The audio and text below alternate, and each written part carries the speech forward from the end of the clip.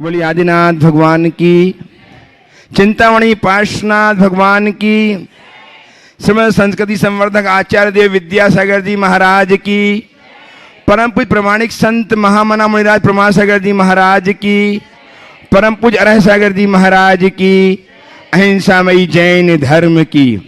भव्यजनों, आज हम पुनः विराजमान हैं रामगढ़ कैंट के इस परिसर में, जहां हमारे आचार्य भगवान विद्यासागर जी महाराज के परम प्रभावक शिष्य महामना मुनिराज प्रमाण सागर जी महाराज उपस्थित हैं, जिनके श्रीमुख से अपनी शंकाओं के समाधान प्राप्त करने के लिए आतुर हैं। वहीं पूरे देश में पारस चैनल, जनवाणी एवं आजना चैनल के माध्यम से बहुत सारे गुरु भक्त टकटकी लगाए बैठे हैं, कब गुरुदेव का शंका समाधान प्रारंभ हो और अपनी शंकाओं का समाधान प्राप्त करें।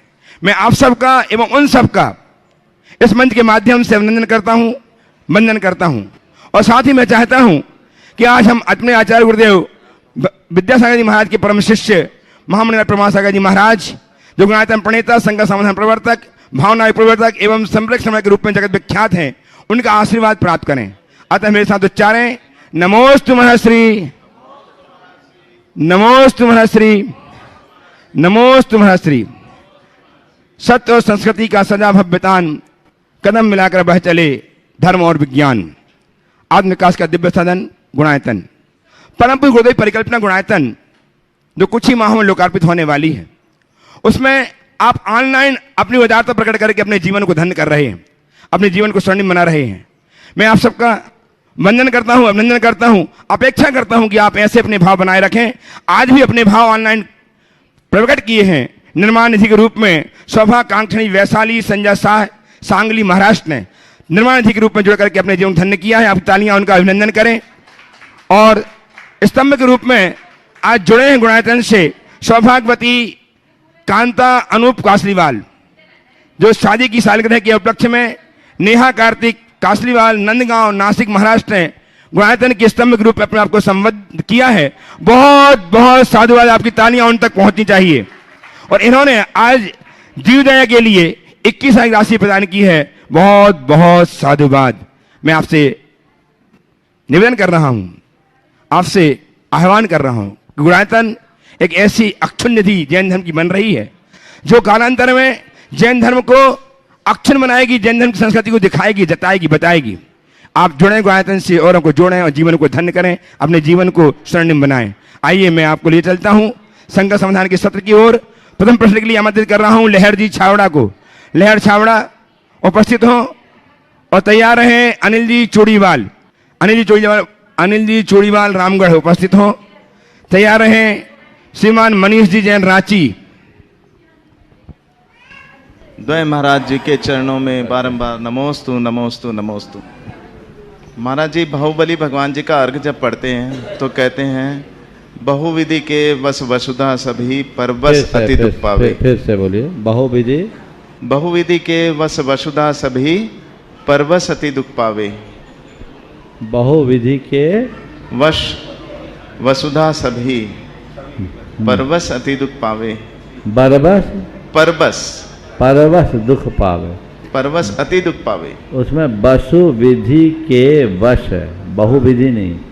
वसु विधि के वश वसुधा सारी परवश दुख पावे। हाँ। वसु का अर्थ था 8। क्या? 8 वसु यानी 8। 8। हाँ। तो 8 प्रकार की विधि यानी कर्म के कारण परवश होकर सारी वसुधा यानी सारा संसार दुख पाता। नमोस्तु बना। चलिए अगला। मनीष जी नाती उपस्थित हो, तैयार हैं। श्री रंजू जी गंगवाल कतरास। श्रीमती रंजू जी गंगवाल कतरास से। महाराज जी श्री को त्रिबार नमोस्तु नमोस्तु नमोस्तु। महाराज जी मैंने 2019 में 10 लक्षण व्रत का पालन किया था। ओ हाँ बोले आप। हाँ। 2019 में 10 लक्षण व्रत का पालन किया था। तो वो करने के बाद मेरे दोस्तों ने मेरे से पूछा कि अहिंसा परमो धर्म बोलते हो, अहिंसा को मानते हो, लेकिन जब तुमने 10 दिन तक कुछ खाया नहीं और तो जो अपने ऊपर जो शरीर पर जो हिंसा हो रही थी उसके बारे में तुम्हारा क्या कहना? तो मेरे पास कोई जवाब नहीं था और बड़ों से भी मैंने पूछा तो किसी से कुछ संतुष्टि। बहुत अच्छा सवाल है। देखिए, बात बिल्कुल सही है। अहिंसा हमारा धर्म है और हम जो कुछ भी करते वो अहिंसा के लिए ही करते हैं। उनसे बोलो कि 10 दिन का उपवास करने में हम 10 दिन तक सारे पापों से दूर रहे तो हमारी 10 दिन तक विशुद्ध अहिंसा की आराधना हुई कि नहीं हुई? खाने पीने में सब क्रियाएं करनी पड़ती, उसमें हिंसा होती। जब हम उपवास करते हैं तो आत्मा से हम अपनी निकटता जोड़ लेते हैं तो बाकी हिंसा भी खत्म हो जाती। समझ गए? हमारी साधना में उपवास के दिन एक बात और जोड़ा गया जो बहुत लोग नहीं करते हैं कि उपवास के दिन स्नान भी मत करो। हमें कोई हिंसा ही नहीं करनी, किसी प्रकार की प्रवृत्ति ही नहीं करनी, निर्वृत्ति में जीना। तो पहली बात, उपवास एक व्रत है, साधना है, और व्रत पाप के निवारण का माध्यम है, पाप का कारण नहीं। दूसरी बात, अगर हम अपने आप को कष्ट देने के लिए उपवास करें तो हम हिंसा के भागी होंगे, लेकिन अपने मन को मस्त बनाने के लिए उपवास करें तो हमारी अहिंसा पुष्ट होगी। हाँ, वो तो आपने अपने शरीर को सुखाने के लिए उपवास किया था नहीं, मैंने या तो अपने मन को रमाने के लिए? मन को रमाने के लिए। तो इसमें हिंसा कहाँ? हिंसा अहिंसा का संबंध हमारे भावों से। अगर कोई आदमी को जबरदस्ती भूखा रखा जाए तो अन्न पान निरोध नाम की हिंसा, इसका हमारे यहाँ निषेध है। लेकिन कोई भूख पर विजय पाने के लिए खुद कम खाए तो ये उसका अनशन या उनोदर नाम का तप है, तप धर्म है, और हिंसा पाप है। इसलिए इन दोनों में मौलिक अंतर है। उन्हें इस तरीके से समझाओ कि जिस दिन हम उपवास करते हैं, न हम व्यापार करते हैं, न धंधा करते हैं, न दुनियादारी की बातें करते हैं, और वो पूरा समय बस भगवान के स्मरण में, जाप में, पाठ में, ध्यान में, चिंतन में लगाते हैं और मन को प्रसन्नता से भरकर पूरा दिन बिताते हैं, तो उपवास का दिन हमारा शुद्ध बल्कि पूर्ण अहिंसा का दिन होता है। बाकी खाने पीने वाले दिनों में तो हम ढेर प्रकार की छुटपुट हिंसा के भागी बन जाते हैं। वो हमारे लिए अपने साथ जुड़ने का एक अद्भुत मौका बने। आइए श्रीमती रंजू जी गंगवाल कतराश से, और तैयार हैं श्री कमल जी पाटनी रामगढ़। कमल जी पाटनी। द्वय मुनि राजों के चरणों में सादर नमोस्तु नमोस्तु नमोस्तु। महाराज श्री, क्या हमारा खुश रहना हमारे खुद के ऊपर निर्भर करता है? अगर कोई व्यक्ति के पास सब कुछ है और जो नहीं है उसको लेकर वो दुखी रहता है, जैसे किसी के पास कुछ है, सब कुछ है, और जो चीज़ नहीं है उसको लेकर वो दुखी रहता है, और जो चीज़ है उसको लेकर वो खुश नहीं है, तो उस आदमी को कैसे खुश रखा जा सकता? ऐसे आदमी को भगवान भी खुश नहीं रखते। एक बार एक आदमी आया, उसके साथ उसकी धर्म पत्नी भी थी। चेहरा थोड़ा उदास सा दिख रहा। मैंने पूछा, भाई क्या बात है, बहुत परेशान से दिख रहे? बोले, क्या करूं महाराज, 2 लाख का नुकसान हो गया। 2 लाख का नुकसान हो गया। मैंने पूछा क्या हो गया? तो पत्नी ने बीच में ही कहा कि महाराज जी छोड़िए ने इनकी बातों को, ये नहीं कहते कि 1 लाख का फायदा होगा। मैंने पूछा क्या मामला है? बोला, महाराज जी कल ही इन्होंने 1900 के खरीद का चना, ये करीब 15 साल पुरानी बात है, अभी तो चना महंगा हो गया होगा, 1900 के खरीद का चना 2100 में बेचा, तो 1 लाख का फायदा हुआ। आज उसके भाव बढ़ गए तो कह रहे 2 लाख का नुकसान हो गया। अब इसको कौन बोल सकता है? ऐसे आदमी को भगवान भी सुखी नहीं कर सकता। खुशी उसी के हृदय में प्रकट होती है जो अपनी स्थिति में संतुष्ट रहने की कला जानता है। इसलिए इस धरती पर सबसे बड़ा धन संतोष धन कहा जाता है। आइए श्रीमान कमल जी पाटनी रामगढ़ तैयार हैं, मानिक जी पाटनी रामगढ़ से ही। नमोस्तु महाराज श्री। हम जो मस्तक पे तिलक लगाते हैं वो कितने प्रकार के होते हैं, इनका हमें क्या लाभ मिलता है? देखिए, तिलक हमारे भारतीय परंपरा का एक बड़ा श्रेष्ठ प्रतीक है। कई तरीके से विभिन्न परंपराओं में तिलक लगाए जाते हैं। गोल तिलक लगाया जाता है, लंबा तिलक लगाया जाता है, आड़ा तिलक लगाया जाता है, ओंकार की आकृति का तिलक लगाया जाता है, अलग अलग परंपराओं में। जैन परंपराओं में जो मुख्य रूप से तिलक पूजा के समय में है वो गोल लगाया जाता है तिलक, और वह भी चंदन का मुख्य रूप से लगाया जाता है। हमारे यहाँ जो भारत में तिलक लगाने की परंपरा है, चंदन का तिलक अथवा रोली का तिलक, ये दो ही मुख्य रूप से तिलक लगाना चाहिए। चंदन के तिलक लगाने से यहाँ हमारा जो आज्ञा चक्र होता है, जिसे हम विशुद्धि केंद्र भी कहते हैं, उसे वो नियंत्रित करता है। और रोली का जो तिलक लगता था, जो आजकल लगभग लुप्त होता जा रहा है, रोली के साथ अक्षत के पुंज लगाते थे। रोली सकारात्मक ऊर्जा का संवाहक है। एक बात आप लोगों को मैं बोल रहा हूँ, बहुत ध्यान से सुनना, खासकर गृहिणियाँ। हमारे यहाँ पहले घरों में दरवाजों पर अल्पना रचे जाते थे, मांडना मांडते थे। किसका बनाते थे? रोली का, गेरू का, खड़िया का। वो क्यों बनाया जाता था पता है? गेरू नकारात्मक ऊर्जा को रोकता है,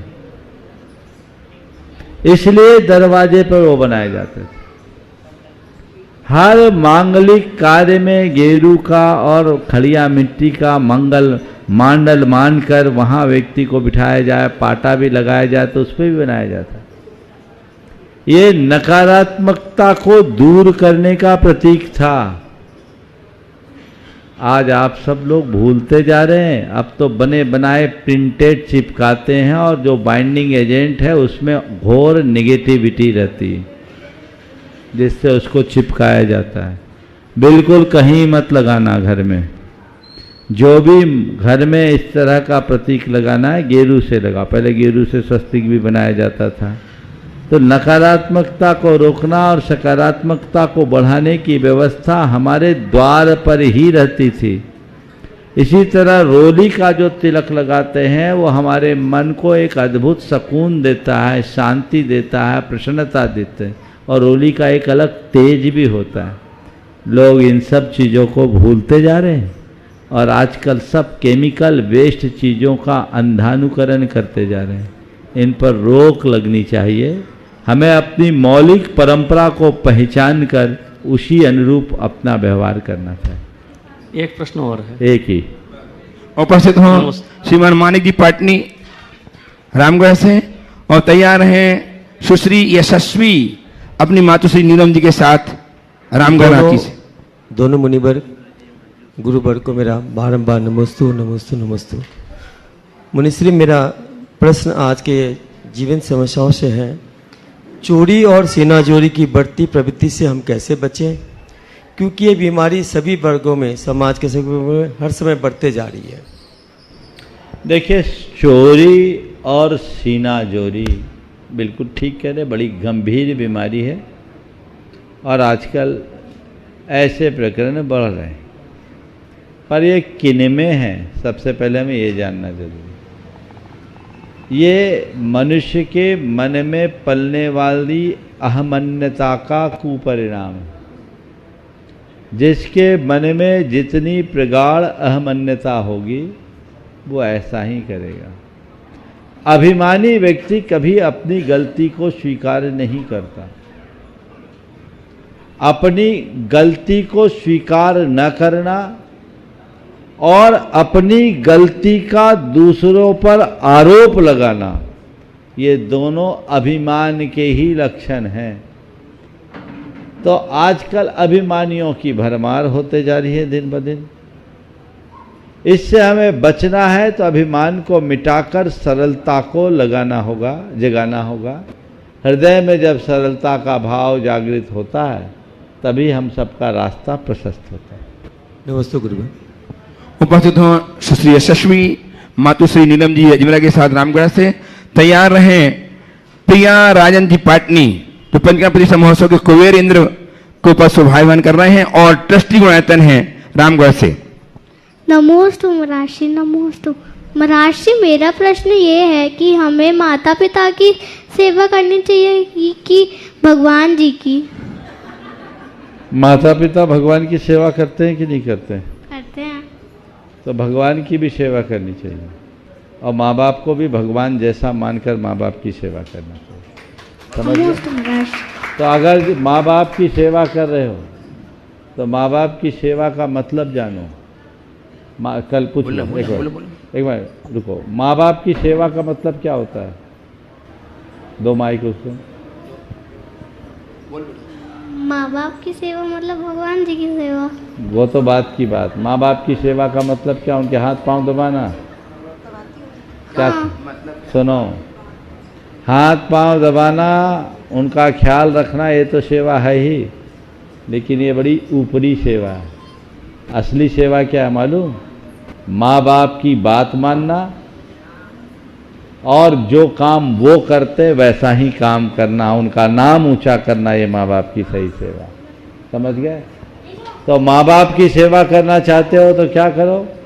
माँ बाप भगवान की सेवा करते हैं तो तुम भी भगवान की सेवा करो ताकि तुम्हारे माँ बाप को और अधिक प्रसन्नता हो। समझ गए? और माँ बाप को भगवान के समान मानकर चलो। बोलिए। नमोस्तु महर्षि, नमोस्तु महर्षि। मेरा क्वेश्चन ये है कि जैसे हम लोग पूजा करते हैं तो एक में द्रव्य रखते हैं, एक में स्वस्तिक बनाते हैं, तो पूजा होने के बाद में स्वस्तिक को मिटाना चाहिए अपने से कि नहीं मिटाना चाहिए? कोई जरूरी नहीं मिटाने का, हमने विसर्जन कर दिया, काम हो गया। नहीं, आजकल जैसे महर्षि चांदी के बर्तनों में मैंने पात्र में करते हैं तो जब आप उसको मांझोगे तो वो तो अपने आप मिटेगा। स्वस्तिक मिटाने के लिए मत करो, आप बर्तन साफ करने के लिए करो। चलिए। श्रीमती प्रिया जी पाटनी, राजन पाटनी जो पंचकर्म प्रतिष्ठा महोत्सव कुबेर इंद्र को शोभायमान कर रहे हैं और ट्रस्टी गुणायतन रामगढ़ से उपस्थित हो। तैयार हैं श्रीमान नरेंद्र जी मंजू जी सेठी गया से नरेंद्र जी मंजू जी सेठी उपस्थित हों। द्वय मुनि राजों के चरणों में बारंबार नमोस्तु नमोस्तु नमोस्तु महर्षि। महर्षि, आपके आने से रामगढ़ में चारों ओर खुशियाँ ही खुशियाँ छा गई है, सारा रामगढ़ ब्रह्मांडमय हो गया है। तो सब एक बार जयकारा लगाइए, जयकारा गुरुदेव का, जयकारा गुरुदेव का, जयकारा गुरुदेव का। महर्षि, तुलसीदास जी के ये कथन, ढोल शूद्र पशु और नारी ये सब है ताड़न के अधिकारी, तो ऐसा उन्होंने क्यों कहा रामायण में, जबकि उन्होंने सीता माँ का इतना आदर सम्मान भी किया है, फिर नारी के प्रति उनकी ढोल गंवार शूद्र पशु नारी ये सब हैं ताड़न के अधिकारी। खड़े रहे। एक बार जब ऐसी बात मुझसे किसी ने पूछा और इसका हवाला देकर कहा कि नारी तो ताड़न की अधिकारी है, तो मैंने कहा भैया थोड़ा हिसाब लगाओ, 3 बार 4 बार तुम्हारा नाम है, 1 बार नारी का नाम है। ढोल गंवार शूद्र और पशु ये सब पुल्लिंग है। समझ गए? हाँ। तो 4 गुना पिटाई तो इनकी है। और फिर नारी, ये तो मैंने बात कही, लेकिन इसे गहराई से समझो। ताड़न के अधिकारी कहा क्योंकि इन्हें नियंत्रित करना जरूरी है, पर थोड़ा शब्दों पर ध्यान दो। नारी को ताड़न की अधिकारी कहा, माँ को नहीं, बहन को नहीं, बेटी को नहीं। समझ गए? नारी अगर नारित्व से बाहर है तो बहुत बड़ा विप्लव आ सकता है। इसलिए नारी का नारित्व सुरक्षित रहे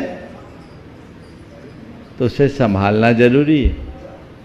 ये संदर्भ है, लेकिन माँ जो नारीत्व का सर्वश्रेष्ठ रूप है और जिसे मान के प्रथम अक्षर के रूप में मान दिया गया, माँ जिसे नारायण की जननी कहा गया, वह ताड़ना की अधिकारी नहीं, वो पूजा की पात्र है। माँ, बहन, बेटी ये नारी नहीं, ये हमारे जीवन दायिनी है, ये हमारे जीवन के अंग है। तो जो बात कही गई उसे उसी संदर्भ में देखना चाहिए, समझ गए? इसे उस तरीके से देखने का औचित्य नहीं है। नमोस्तु महाराज। नरेंद्र जी, मंजू जी, सेठी गया, ट्रस्टी गुणायतन गुरु की वंदना से उपस्थित हुए, आज प्रश्न प्रस्तुत करेंगे। तैयार हैं श्रीमती आयुषी चूड़ीवाल, रामगढ़। दोनों मुनि महाराज के चरणों में बार बार नमोस्तु नमोस्तु नमोस्तु गुरुदेव। महाराज श्री कहते हैं कि जैसी दृष्टि वैसी सृष्टि, मतलब हम दुनिया को जैसा देखेंगे दुनिया हमें वैसी ही दिखेगी। महाराज श्री आंखों के आगे कौन सा फिल्टर लगाए कि हमारा नजरिया सभी परिस्थितियों में सकारात्मक ही बना रहे? आंखों के आगे कौन सा चश्मा लगाए? तो एक ही उपाय, अगर हम दुनिया को हरा भरा देखना चाहते हैं तो हरा चश्मा लगा लो। अगर पूरी सृष्टि को सकारात्मक रूप से देखना चाहते हैं तो अपनी दृष्टि को में सकारात्मकता का चश्मा लगाएं, तभी हम ऐसा करते हैं। नमोस्तु महाराज। श्रीमती आयुषी जी चूड़ीवाल, रामगढ़ से। और हमारे बीच में आज रांची से बहुत सारे ट्रस्टीगण उपस्थित हुए गुरुदेव वंदनार्थ। वे अपने प्रश्न प्रस्तुत करेंगे। मैं क्रम से बुला रहा हूं श्रीमान अरुण जी, सीमा जी गंगवाल, ट्रस्टी गुणायतन रांची, अनंत गुरु भक्त, ये तैयार रहेंगे। नमस्ते गुरुदेव। धर्म से धन है या धन से धर्म? धन से धर्म है या धर्म से धन?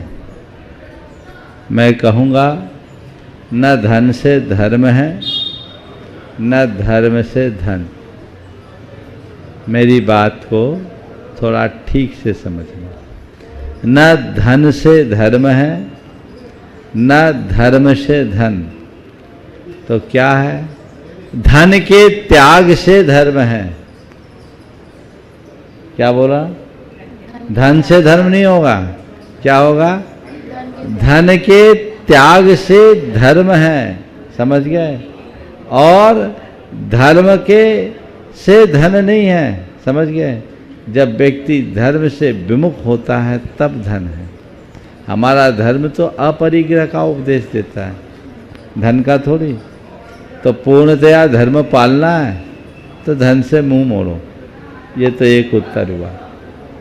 लेकिन आप कहेंगे कि महाराज लोक में तो यही कहा जाता है कि तुम जितना धर्म करोगे उतना धन बढ़ेगा, क्योंकि धर्म से पुण्य होता है और पुण्य से वैभव। तो महाराज जी आपकी बात ये समझ में नहीं आई, तो मैं वापस कह रहा हूं,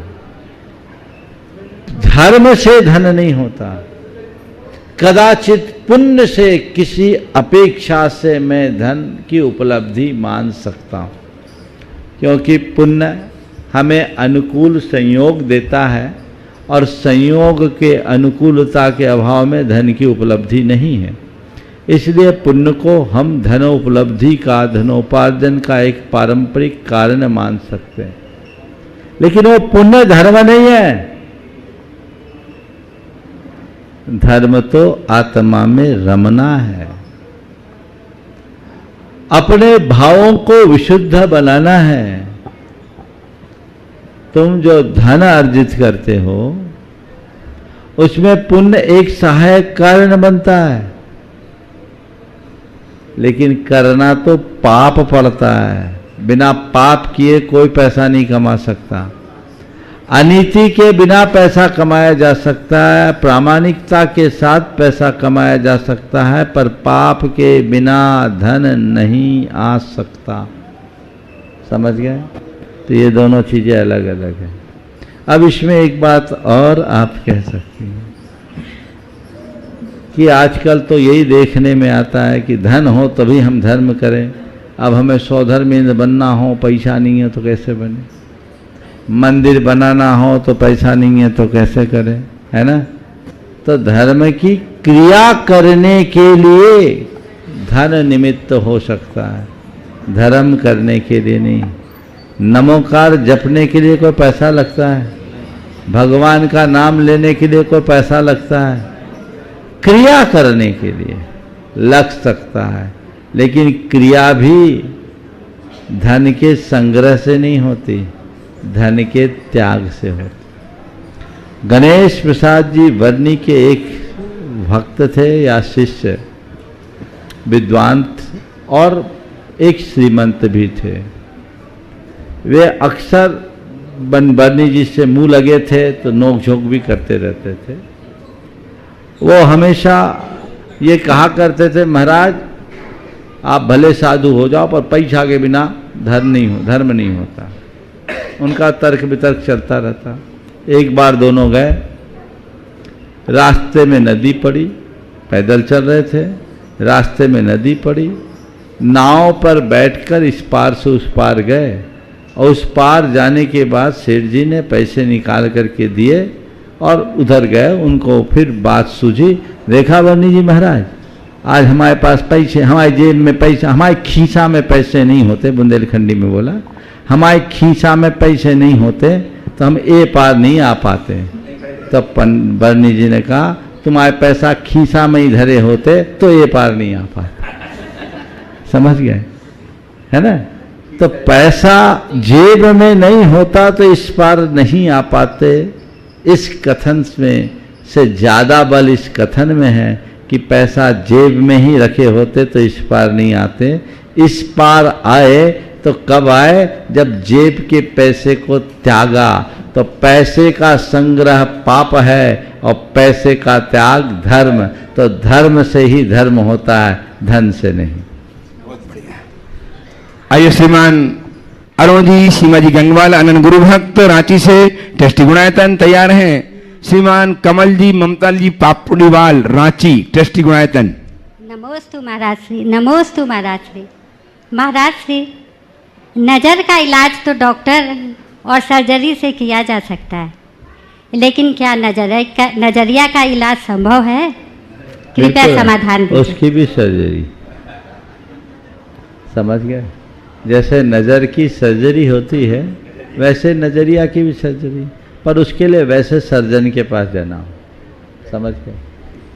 आपके आई साइट में कोई प्रॉब्लम होती है, आप किसी आई सर्जन के पास जाते हो, वो आपका नज़र सुधार देता है। अगर नज़रिए में गड़बड़ी है तो पहले तो एहसास करो कि मेरा नज़रिया खराब है, और फिर ऐसे चिकित्सक के पास जाओ जहाँ उसकी सही शल्य क्रिया होती है। एक बात बोलूं, गुरु को हमारे यहाँ क्या कहा गया है? जो हमारे नजरिए को बदल दे वो गुरु है। हम लोग बोलते हैं अज्ञान तिमिरांधस्य ज्ञानांजन शलाकया चक्षुरुन्मीलितं येन तस्मै श्री गुरुवे नमः। अज्ञान रूप अंधेरे से जिसकी आंखें अंधी हो गई है, ज्ञान की अंजन शलाका से जो उनकी आंखों को खोल देते हैं, उन गुरु को हम नमन करते हैं। तो अपना नजरिया सुधारना है तो सदगुरु के शरण में आओ। समझ गए? शरण में, चरण में नहीं। सदगुरु के चरण में आने वालों के नजरिए में परिवर्तन आए, कोई गारंटी नहीं। मैं अक्सर कहता हूं, गुरु चरणों में दर्शनार्थी बनकर मत आओ। गुरु चरणों में दर्शनार्थी बनकर मत आओ, गुरु चरणों में शरणार्थी बनकर के आओ, जीवन बदल जाए। शरण स्वीकारो, और शरण स्वीकारने का मतलब है उन्हें अपना आदर्श बनाकर हृदय में स्थापित कर लो। अपने आप नजरिया बदलेगा, जीवन की दिशा बदलेगी, दशा बदलेगी। आइए श्री युगल मुनिराज के चरणों में मेरा त्रिवार बंदन। महाराज श्री, एक तो आज सुबह भगवान के माता पिता के जो पात्र निभा रहे हैं श्रीमान रमेश जी सेठी और उनकी धर्मपत्नी, उनका आज रांची में भव्य स्वागत हुआ। भव्य माने मजा आ गया देख करके, लग रहा था कि ये रामगढ़ यहीं आ गया है, ऐसा लग रहा था आज तो। बहुत ही सुंदर, और 300 आदमी का महाराज जी खाना पीना भी बहुत टेस्टी, बहुत मजेदार, पूरा रांची समाज की तरफ से हुआ। महाराज जी, एक भाव है मेरे मन में, कुछ 4 लाइन के 2 मिनट में हो जाएगा। बहुत बहुत सुंदर भाव है आज ही बहुत दिन बाद मौका है। जब से तुमसे लो लगाई मैं बड़ी मस्ती में हूँ, जब से तुमसे लो लगाई मैं बड़ी मस्ती में हूँ, जब से चरणन की धूल पाई मैं बड़ी मस्ती में हूँ, छा गई आँखों में दिल में बस तेरी दीवानगी, तू ही तू बस दे दिखाई मैं बड़ी मस्ती में हूँ, जब से तुमसे लो लगाई मैं बड़ी मस्ती में हूँ। आखिरी लाइन है छोटा सा। ना मजा सुख में ना दुख में दर्द का एहसास है, ना मजा सुख में ना दुख में दर्द का एहसास है, वैद्य तू ही दवाई मैं बड़ी मस्ती में हूँ, जब से तुमसे लो लगाई। प्रश्न मेरा महाराज श्री बहुत दिन से मन में था, हिम्मत नहीं हो रही थी कि सार्वजनिक मंच से प्रश्न करूं कि नहीं, लेकिन आज मैं बहुत हिम्मत जुटा के प्रश्न कर रहा हूं। महाराज जी, प्रश्न का शीर्षक है आप है क्या। पिछले 2006 से मैं जुड़ा हूं महाराज श्री, कई पंचकल्याणक, कई गीता रामायण पे प्रवचन, बड़े बड़े वो धर्म बचाओ सम्मेलन में संलेखना वाली बातें, एक से एक कार्यक्रम महाराज श्री। कभी आप शिक्षाविद से बात करते हैं तो ऐसी बात करते हैं जो शिक्षाविद को पता नहीं, इंजीनियर से बात करते हैं वो आंखें फटी रह जाती है। अभी वो एक शिल्पकार को मैंने लाया, कुछ आपने ऐसे ऐसे शब्द यूज किए, वो बोला महाराज श्री तो गजब के हैं जो हमको भी जानकारी नहीं है। उद्योगपति लोग बोलते हैं ये ज्ञान इनके पास कहां से है, व्यापारी लोग आपसे शिक्षा लेते हैं महाराज श्री ये क्या है, आप है क्या महाराज श्री, इसका राज बता दीजिए आप।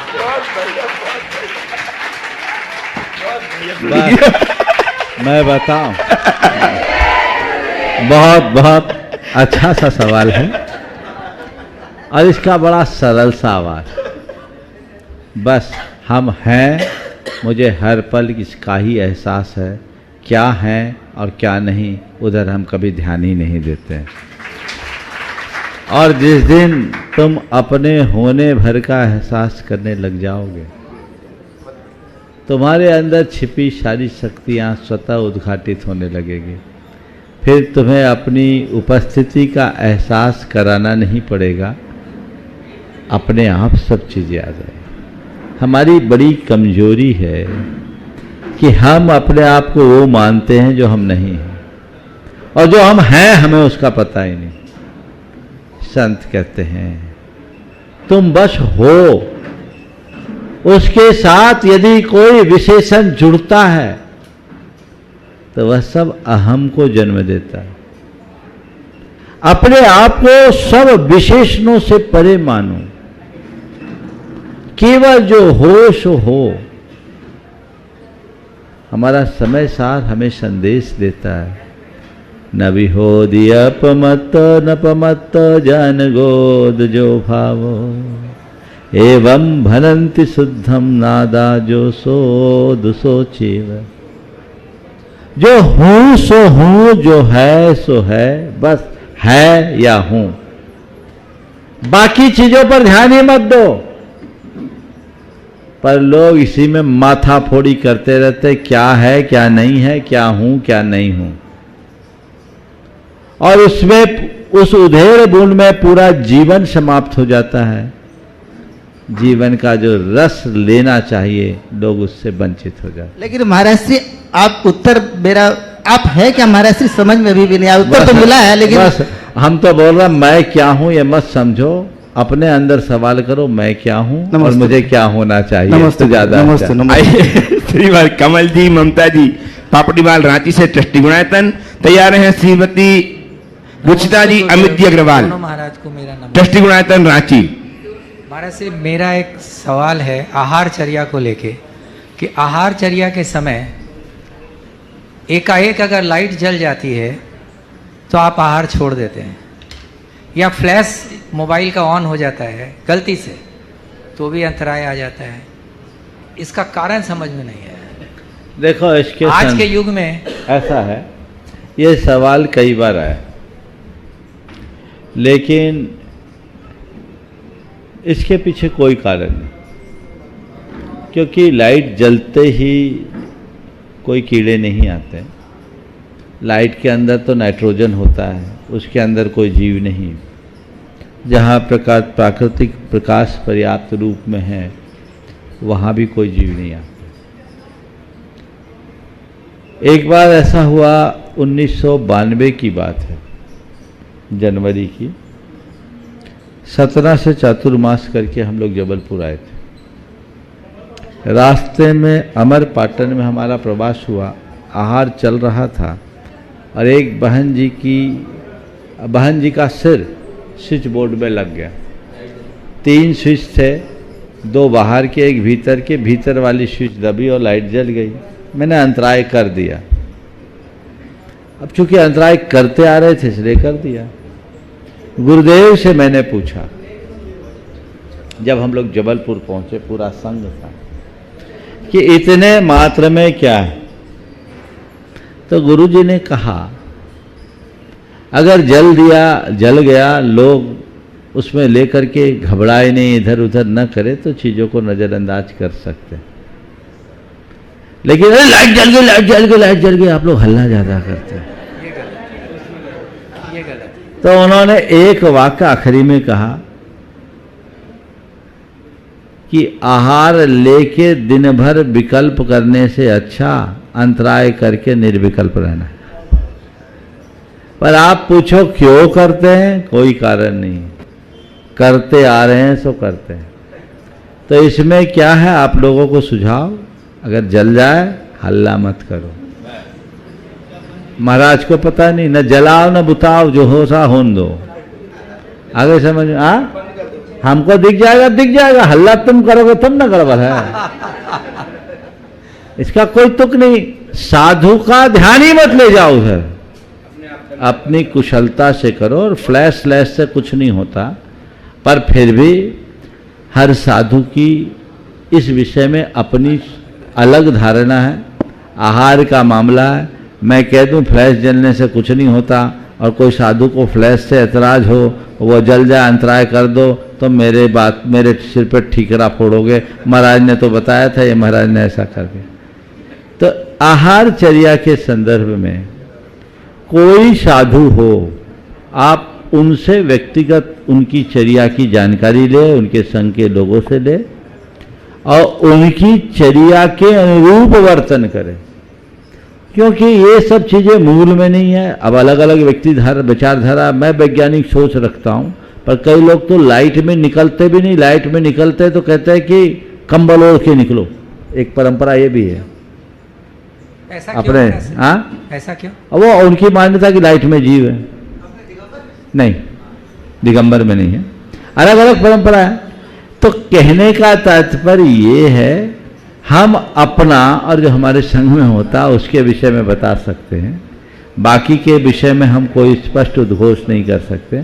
पर ये सुझाव जरूर दूंगा कि आप जब भी साधु संतों की चर्या से जुड़े, खासकर आहार चर्या से, तो पहले जानकारी प्राप्त करें, फिर उनके अनुरूप करें तो ज्यादा अच्छा है।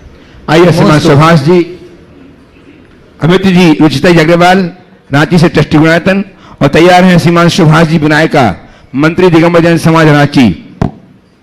सुभाष जी विनायका। दोनों माश्री के चरणों में नमस्तु नमस्तु नमस्तु। आपके प्रवचन व शंका समाधान मैं रोज ही ऑनलाइन पे सुनती हूँ। मैं दीदी और जियाजी के निमित्त पे आभारी हूँ जिन्होंने मुझे इस सकारात्मक ऊर्जा से आपसे मिलवाया। गुरुदेव, प्रश्न है कि जो पति अपना अधिकतर समय अपने बिजनेस में लगाते हैं और कम समय अपने परिवार व बच्चों को, पत्नी को देते हैं, उनको कैसे समझाया जाए? ये शिकायत आपकी नहीं, सबकी होगी कि नहीं? सारी महिलाओं को प्रतिनिधित्व दे रही हूँ मैं। बिल्कुल। देखिए, इस विषय में बहुत गंभीरता से सोचना चाहिए, क्योंकि एक दो लोमहर्षक घटनाएं प्रकाश में आई। और लोमहर्षक, व्यक्ति को व्यापार करना चाहिए पर परिवार को नहीं भूलना चाहिए। किसी व्यक्ति से पूछा जाए व्यापार क्यों कर रहे हो, तो उत्तर होगा परिवार के लिए। तुम परिवार के लिए व्यापार तो कर रहे हो, पर परिवार के लिए जो देना चाहिए वो कहाँ दे रहे हो?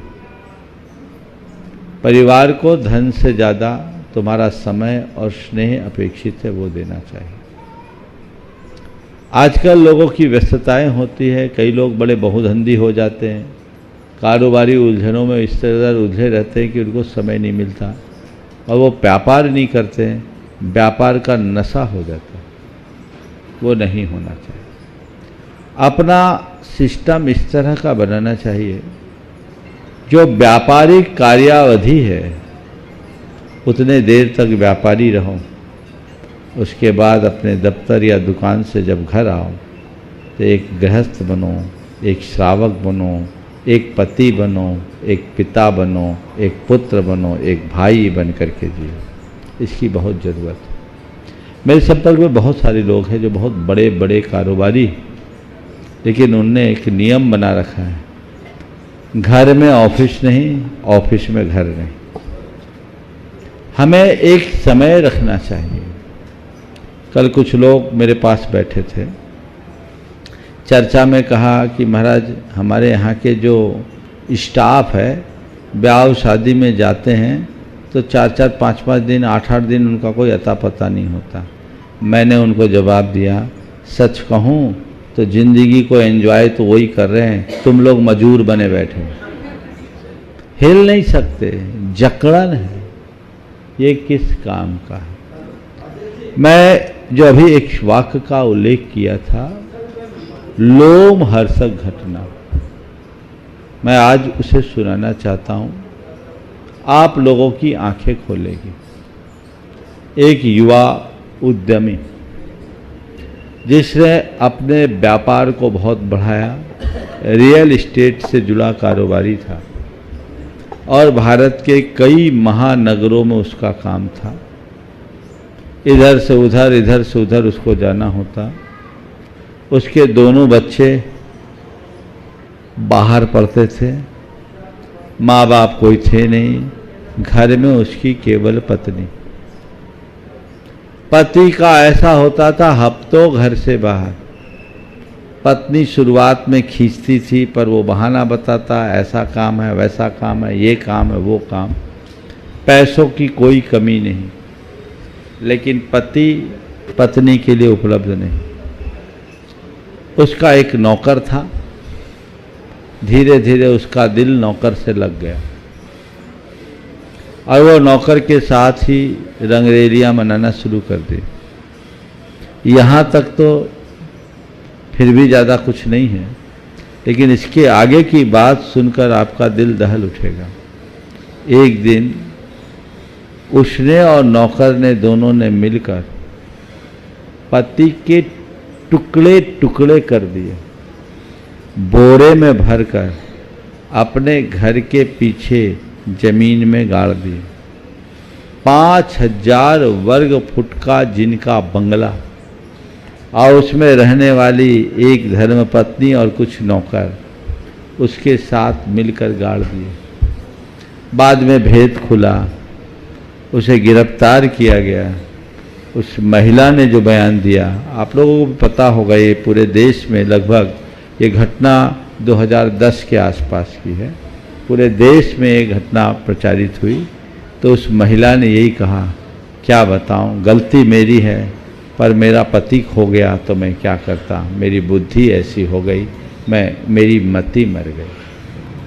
तो ये कहना मैं मानता हूं ऐसा अपवाद स्वरूप ही होता है, लेकिन कुछ न कुछ तो गड़बड़ होता ही है। इंसान को पैसे की जरूरत है, पर केवल पैसों से उसका जीवन नहीं चलता। पैसे से ज़्यादा कीमती प्रेम है, जिसे बना करके चलना चाहिए, उसे मेंटेन करना चाहिए। उतना ही व्यापार करो जितना हम झेल सके। और आज के समय में तो सब तरह के लोग मिलते हैं।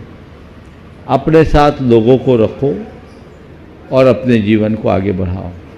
व्यापार कितना करो, मैं 4 बातें बोलता हूँ व्यापार की लिमिट के लिए, जिसमें अपने मन की शांति खंडित ना हो उतना व्यापार करो। दिमाग में टेंशन हावी होने लगे तो व्यापार रोक दो। शरीर का स्वास्थ्य प्रभावित होने लगे तो अपने व्यापार को कम कर दो।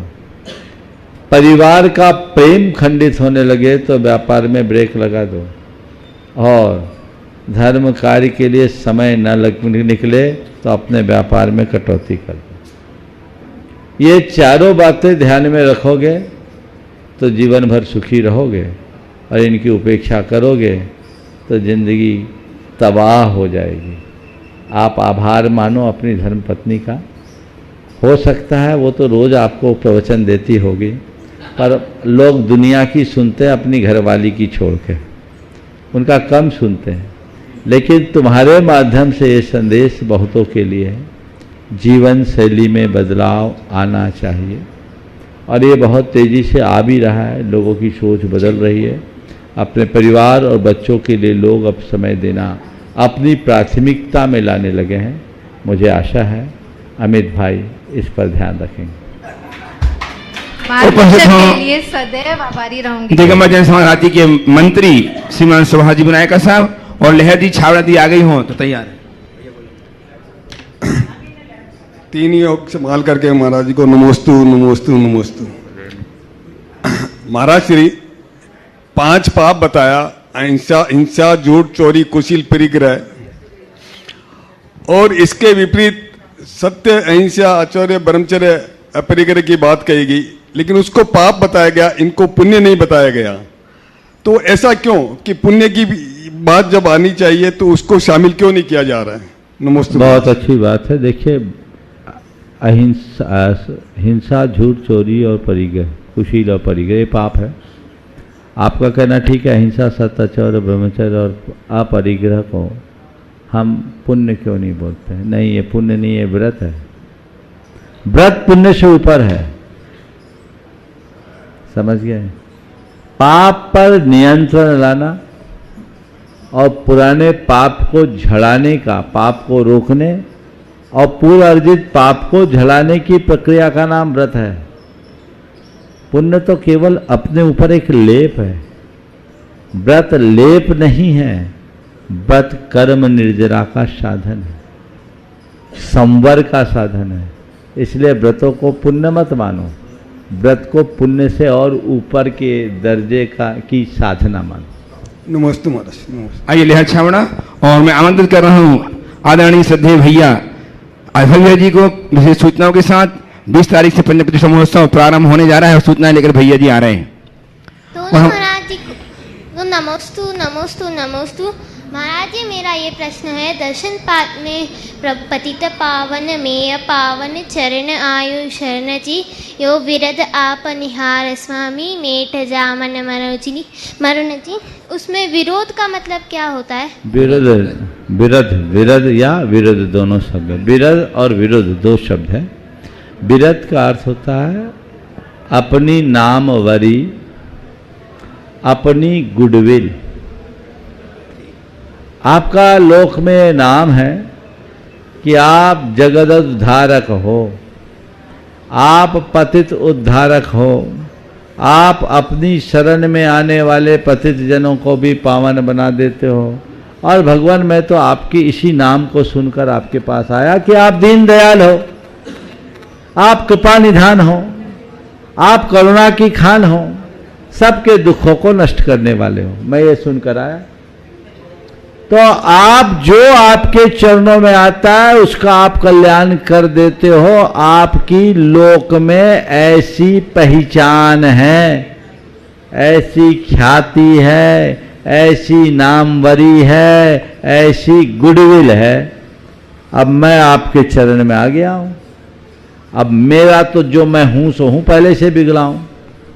मैं नहीं सुधरा तो मेरा तो कुछ नहीं बिगड़ेगा, ऑलरेडी बिगड़ा हूं। पर आप तय कर लो, नाम आपका खराब होगा। इसलिए अपने नाम को संभालने के लिए मेरा कल्याण कर दो, ताकि लोक में नाम बना रहे कि भगवान पतितोद्धारक है। समझ गए? विरुद्ध का अर्थ ये। आइए भैया जी, उसके पूर्व आज उपस्थित हैं सुरेश प्रसाद जी अग्रवाल, जिन्होंने 10-12 वर्ष पूर्व गुरुजी से प्रेरित होकर के शानदार फाउंडेशन की स्थापना की थी। आज उपस्थित हैं। आए गुरुजी चरण की वंदना करें, आशीर्वाद प्राप्त करें। और ललिता जी फरीदाबाद वो भी अपने स्थान से खड़े होकर गुरुदेव की वंदना कर लें। परम पूज मुनिवर केसरी चरण कोटि से नमन। 2 दिन है शेष और रामगढ़ कैंट में होंगे 7 दिन विशेष। आगामी 14 मई से 20 मई से 26 मई तक परम पूज युगल मुनिराज के सानिध्य में जो सपना 10 साल पहले देखा था वो सपना साकार हो रहा है। तैयारियां लगभग पूर्णता हो चुकी है और लोगों के घर में रिश्तेदारों का आना भी प्रारंभ हो चुका है। कल सायंकालीन बेला में जिन प्रतिमाओं की प्रतिष्ठा होना है, बड़ी प्रतिमाएं तीनों जिनालय में विराजमान हो चुकी है। बस हमें आपको तैयारी करना है। और मैं जनवाणी चैनल, पारस चैनल, आदिनाथ चैनल के माध्यम से सभी श्रोताओं को संदेश देना चाहूंगा कि रामगढ़ कैंट में अगर आप नहीं आ रहे हैं तो इस पंचकांड से सीधे जुड़ने का सौभाग्य आपको आदिनाथ चैनल के माध्यम से मिलेगा। 7 दिन तक लगातार आदिनाथ चैनल से रामगढ़ में होने वाले 7 दिवसीय प्रतिष्ठा महोत्सव का सीधा प्रसारण कार्यक्रम आपको देखने सुनने को मिलेगा।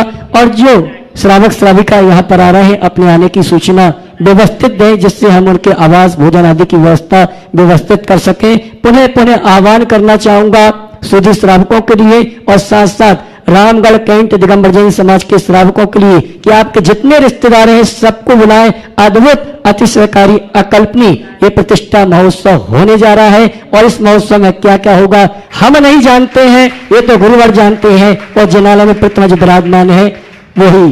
बस मैं इतना ही कहना चाहूंगा कि आप मानसिकता बना लें। 20 तारीख से घट यात्रा, श्री जी की शोभा यात्रा और ध्वजारोहण के माध्यम से हमारा 7 दिवसीय महाअनुष्ठान का शुभारंभ हो जाएगा, जिसका सीधा प्रसारण आदिनाथ चैनल पर दिखाया जाएगा। उपस्थित हो श्रीमती रेणु जी, प्रतिष्ठाचार्य ब्रह्मचारी अभय जी बहुत उत्साह के साथ आप सबका उत्साह वर्धन कर रहे थे। और निश्चित ये इनका उत्साह नहीं है, ये आप सबके उत्साह की छाया है, क्योंकि आपके उत्साह को देख करके ये उत्साहित होते हैं। ये उत्साह अभी शुरू हुआ है, हमारा ये उत्साह उत्तरोत्तर बढ़ना चाहिए। आपने सब घरों में मेहमानों को आमंत्रित कर लिया है, अभी कुछ और बाकी है। लोगों को प्रेरित करो कि कोई इस दृश्य को देखने में वंचित न हो जाए, आए, इसमें सहभागिता ले। और जो किन्हीं कारणों से यहाँ नहीं आ पा रहे, तो अभी आपको सूचना दी गई, एक चैनल आदिनाथ का नाम लिया गया, उनकी तरफ से आपके घर में पूरे कार्यक्रम का प्रसारण होगा। मुझे उम्मीद है कल तक और भी आपके बीच आ जाए, सबके भाव है। तो यहाँ आकर के जो आप लाभ लोगे उसका आनंद अलग है, पर जो यहाँ नहीं आ पाए वे लाभ लेने से वंचित न हो, क्योंकि भगवान के कल्याणक भूलोक में होते हैं और आनंद स्वर्ग के देवता भी करते हैं। 16 स्वर्ग तक के देवता तो सशरीर यहाँ आते हैं और भगवान का आनंद लेते, भक्ति का आनंद लेते हैं। पर उससे ऊपर वाले जो हैं 9 में 9 ग्रहवेक, अनुदिश और अनुत्तर वाले, वो नीचे नहीं आ पाते तो ऊपर से आनंद लेते हैं। तो मैं यही समझता हूँ कि जो 16 स्वर्ग तक के हैं वे यहाँ जरूर आएंगे। और जो नहीं आ पाएंगे वो ऊपर से अपना काम चलाएंगे। व्यवस्थाएं दोनों प्रकार की गई है। ये समाज का बहुत उत्साह है और आने वाले दिनों में जो परसों है